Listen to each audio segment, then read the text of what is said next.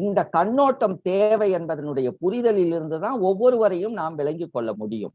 அந்த மார்க்சிய கண்ணோட்டத்தோடு பெரிய அண்ணல் அம்பேத்கருடைய கோட்பாடுகளோடு பெரியாரை, இவர்களுடைய கோட்பாடுகளோடெல்லாம் இணைத்து திருவள்ளுவரை, இவர்களுடைய உணர்வுகளோடெல்லாம் இணைத்து பாவலரேருவை அப்படின்னு நாம புரிந்து கொள்ளலாம்.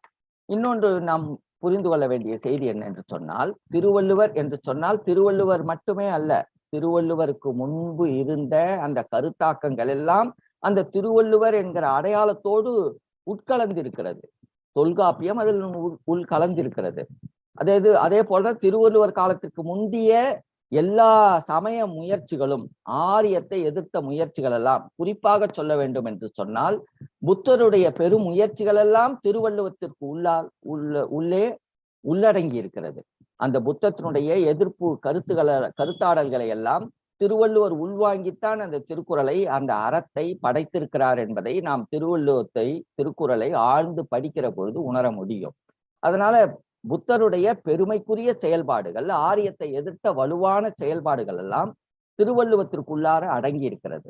அதனால ஒரு அடையாளம் என்பது அந்த அடையாளத்திற்குரிய முன் செயல்பாட்டாளர்களை, அந்த காலத்தின் செயல்பாட்டாளர்களுடைய செயல்பாடுகளை எல்லாம் உள்ளடங்கி வைத்திருக்கிறது என்பதை நாம் புரிந்து கொள்ளலாம். அதே போல மார்க்ஸ் என்பவர்களுடைய அடையாளத்திற்கு உள்ளாக எல்லாருமே இருக்கிறார்கள். அந்த மார்க்சிய இயங்கியல் பார்வையுடைய டார்வின் இருக்கிறார். அதனுடைய இயங்கியல் பார்வையுடைய அதற்கு முந்தைய தலைவர்கள், அதை ஒட்டி செயல்பட்ட மாவோ அதனுடைய உள்ளடங்கி இருக்கிறார், லெனின் உள்ளடங்கி இருக்கிறார். அந்த கண்ணோட்டம் உடைய எல்லா கோட்பாடுகளும் அந்தந்த தலைமைக்குரிய அந்த அடையாளங்களோடு பொருந்தி இருக்கின்றன என்பதை நாம் உணர்ந்து கொள்ளலாம். பெரியார் என்று சொல்லுகிற பொழுது பெரியாருக்கு உள்ளடங்கிய நிலையில தான் வள்ளலார் இருக்கிறார், அயோத்திதாச பண்டிதர் இருக்கிறார், ரெட்டமலை சீனிவாசன் இருக்கிறார். சாதியை ஒழிப்பதற்காக முனைப்பு கொண்ட எண்ணற்ற பெருந்தலைமைகள் எல்லாம் அவர்களுடைய அடையாளத்திற்குள் உள்ளடங்கி இருக்கிறார்கள் என்பதை விளங்கிக் கொள்ள முடியும். அதே போன்றுதான் அண்ணல் அம்பேத்கருடைய பெரும் பணிகளுக்குள்ளாக நாம் மகாத்மா பூலேவை அறிய முடியும், கேரளத்திலிருந்து நாராயணகுருவை அறிய முடியும், அதே போல ஐயங்காளியை உணர முடியும். வைகுண்டரனுடைய செயல்பாடுகள் ஆனால் அம்பேத்கரனுடைய செயல்பாடுகளோடு பிணைந்துள்ளன. இவற்றையெல்லாம் உணர்ந்து கொள்ள முடியும். இந்த பார்வையில் நமக்கு எல்லாரும் தெரிகிறார்கள். அதுபோல பாவலரேறு ஐயா பெருஞ்சித்திரனாருடைய செயல்பாட்டுக்குள் மறைமலடிகளாக இருக்கிறார், பாவானது இருக்கிறார், எல்லாரும் உள்ளடங்கி இருக்கிறார்கள். அதனால ஒரு தலைவரை நாம் குறிப்பிடுகிறோம் என்று சொன்னால் அந்த தலைமைக்குரிய செயல்பாடுகளோடு பொருந்தி இருக்கக்கூடிய அந்த காலகட்டத்தின் செயல்பாட்டாளனுடைய செயல்பாடுகள் எல்லாம் அவற்றின் ஊடே புதைந்திருக்கின்றன, ஊடாடுகின்றன, செயல்பாட்டினுடைய வடிவங்களாக விரிவு கொண்டிருக்கின்றன என்பதை நாம் முதலில் உணர்ந்து கொள்ள வேண்டும். இந்த உணர்தல்களில் இருந்துதான் நாம் அம்பேத்கருக்கு வருகிறோம். அதனால் அம்பேத்கரை பற்றியான புலப்பாடுகள், ஆய்வுகள் எல்லாவற்றையும் இந்த 5 நிலைப்பாடுடைய கோட்பாடுகளின் வழியாக உணர்ந்து கொள்ளுகிற பொழுது இன்னும் கூர்மையாக அம்பேத்கரை நாம் விளங்கிக் கொள்வது எளிதாகவும் சரியாகவும் இருக்கும். அப்படியான பார்வையிலிருந்து அம்பேத்கர் புலப்படுகிற பொழுதுதான் அம்பேத்கருடைய தேவையாக எவற்றையெல்லாம் எடுத்துக்கொள்ள முடியும், அம்பேத்கருடைய செயல்பாடுகள் எந்தெந்த வகையிலெல்லாம் தமிழ் மண்ணை, தமிழ் இனத்தை ஈடேற்றுவதற்கான செயல்பாடுகளாக நாம் உணர முடியும் என்பதை உணரலாம்.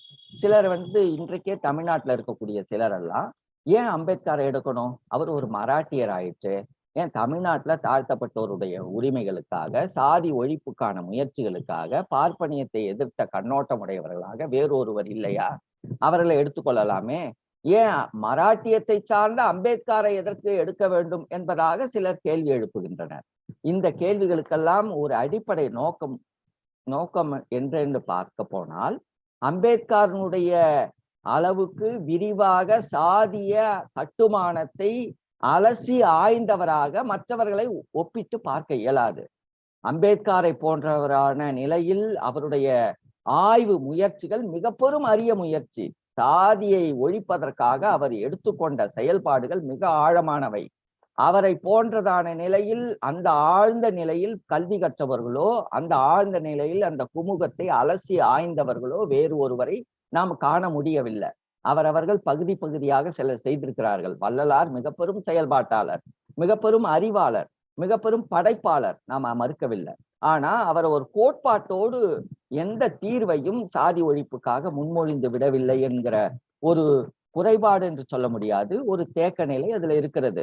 அது போன்றுதான் ஒவ்வொருவரிடமுமே. அதனால இந்த தொகு மொத்தத்தில் அம்பேத்கர் வெளிப்படுகிறார், அந்த சாதி ஒழிப்பு நிலைப்பாடுகளில் வெளிப்படுகிறார். அந்த வெளிப்பாடு இன்னொரு சிறு பின்னடைவையும் நமக்கு தந்திருக்கிறது என்பதையும் உணர வேண்டும். அம்பேத்கரை பொறுத்தளவிற்கு நாம் எவ்வளவு அளவு உயர்த்தி நிறுத்துகிறோமோ, எவ்வளவு அளவுக்கு அவருடைய ஆய்வு பெருமைகளை எல்லாம் செயல்பாட்டுக்குரியதாக உணர்கிறோமோ, அந்த உணர்ச்சியினுடைய நிலைகளில் அவருடைய நீண்ட நெடிய வாழ்க்கையில், அந்த வாழ்க்கை முயற்சிகளில் அவர் எடுத்துக்கொண்ட செயல்பாடுகளை எல்லாம் பகுத்து முதலில் ஆய்வுக்கு உட்படுத்திக் கொள்ள வேண்டிய தேவை இருக்கிறது. அந்த ஆய்வின் பொழுது அவர் படித்த அளவிற்கு மிக விரிவான படிப்புகளை தமிழகத்திலோ சரி அல்லது வெளிநாடுகளிலும் கூட ஒப்பிட்டு சொல்லுகிற அளவிற்கு மிக பெரும் படிப்பாளியை நம்ம காண இயலாது என்பதாகத்தான் நம்ம பார்த்திருக்கிறோம். ஒரு சில பதிவுகளாக கூட சொல்லுவார்கள், லண்டன்ல இருக்கக்கூடிய மிக பெரும் நூலகத்தில் இருக்கக்கூடிய அனைத்து நூல்களையும் படித்தவர்களாக 2 பேரை குறிப்பிடலாம் என்பதாக ஒரு பதிவை சொல்லுவார்கள். ஒருவராக மார்க்ஸையும் இன்னொருவராக அண்ணல் அம்பேத்கரையும் குறிப்பிடலாம் என்கிற வகையில. அப்படியாக மிக ஆழ்ந்த ஒரு கல்வியாளராக அவர் இருந்தார். தான் எடுத்துக்கொண்ட ஒரு கோட்பாட்டினுடைய அளவோடு மட்டுமே படித்தவர் அல்ல, மிக பெரும் அரசியல் ஆய்வோடு எல்லா களத்தையும் ஒப்பிட்டு படித்தவராக நம்ம அவரை உணர முடியும். அவர் சமஸ்கிருதம் படித்திருக்கிறார். சமஸ்கிருதத்தோடு ஆன இலக்கியங்களை எல்லாம் ஆழ்ந்து அந்த மூல நூல்களின் வழியாகவே அவர் படித்ததும் அதை விளக்கி காட்டியதும் மிக பெரும் நமக்கு ஒரு மிக கிடைக்கற்கரிய ஒரு பெரும் புதையல்களாக அதெல்லாம் இருக்கின்றன. அவரை போன்று அலசி ஆய்ந்தவர்களாக அதற்கு முன்பு நாம பார்க்க இயலல. அதனால அவருடைய கல்வி முயற்சி ஒன்று. வெறும் படிப்பாளியாக மட்டுமே அவரை நிறுத்திவிட முடியாதபடி 1930, 20களுக்கெல்லாம் பிறகு அவர் தன்னுடைய செயல்பாடுகளை மிக வலுவாக எடுத்து செயல்பட தொடங்கியவராக இருக்கிறார்.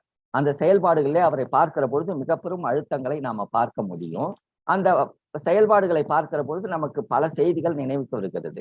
ஒன்று, அவர் தீண்டாமை நிலைக்காக எதிர்த்து செயல்பட்ட அந்த மகார் குலத்திற்கான செயல்பாடு முயற்சி, சவுகார் மகதி குலத்துல அவர் இறங்கி செயல்பட்டது, மனு நீதி என்று சொல்லப்படுகிற அந்த மனு தர்ம சாஸ்திரத்தை எரித்ததற்கான போராட்டம், அது போன்றதான் தொழிலாளர்களுடைய உரிமைகளுக்காக அவர் செயல்பட்டது, அதற்கான உரிமைகளுக்காக போராடி பல்வேறு உரிமைகளை நிகழ்த்தி காட்டியது, பெண் உரிமைகளுக்காக அவர் செயல்பட்ட செயல்பாடுகள் வேறு இணையற்று சொல்ல முடியாத ஒரு பெரும் பணிகளை அவர் கொண்டது. அது வழியாக அவர் பெண் உரிமைக்கான பல்வேறு நிகழ்வுகளை நிகழ்த்தி காட்டினது. தான் ஒரு சட்ட அமைச்சராக இருந்தும் கூட அந்த சட்ட அமைச்சராக முன்மொழிந்து பெண் உரிமைகளுக்காக அழுத்தங்களை கொடுத்து, சட்ட முன்வரைவை ஏற்படுத்தி அதை நடைமுறைப்படுத்துவதற்காக அழுத்தம் கொடுத்து, அது நாடாளுமன்றத்தில் ஒப்புக்கொள்ள முடியாத பொழுது அந்த தன்னுடைய அமைச்சர் பதவியை தூக்கி எறிந்து விட்டு வெளியே வந்தது. அது போன்றதான அவருடைய பதிவுகள் எல்லாம் மிக பெரும் அழுத்தமானவை. இப்படியான அழுத்தங்களோடு அவர் நிறைவுறல, பல்வேறு செயல்பாடுகளை அதன் பிறகு வைக்கிறார். தான் இந்து மதத்தினுடைய பிறப்புக்கு உள்ளடங்கி விட்டோமே என்று அவர் கவலை கொள்கிறார்.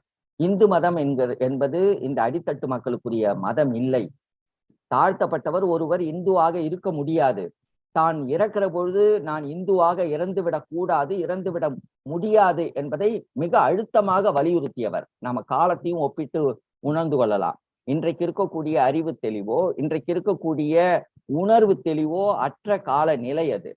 அன்றைக்கு வெகு மக்கள் மிக பெரும் அறியாமையில இருந்த காலம், மிக பெரும் அறியாமையில உட்பட்டு பார்ப்பனியம் மிக பெரும் கொடுமுடியாக ஒரு குடுமி விரித்து ஆடிய காலம் அந்த காலம். இன்றைக்கே அதை எதிர்கொள்வது நமக்கு பெரும் தடையாக பல்வேறு நடைமுறை சிக்கல்களோடு மிக பெரும் போராட்ட களத்தோடு நாம இருந்து கொண்டிருக்கிறோம். அன்றைக்கு ஒற்றை மாந்தராக மிக பெரும் அடக்குமுறைகளை எதிர்த்து அவர் களம் கொண்ட முயற்சிகள் நாம் ஒப்பிட்டு எண்ண முடியாத ஒரு பெரும் முயற்சிகளாக இருக்கின்றன. மிக விரிவான படிப்பு, அவருடைய படிப்பை நம்ம பட்டியலிட்டோம்னாலே மிக பெரும் நீளமான படிப்பு.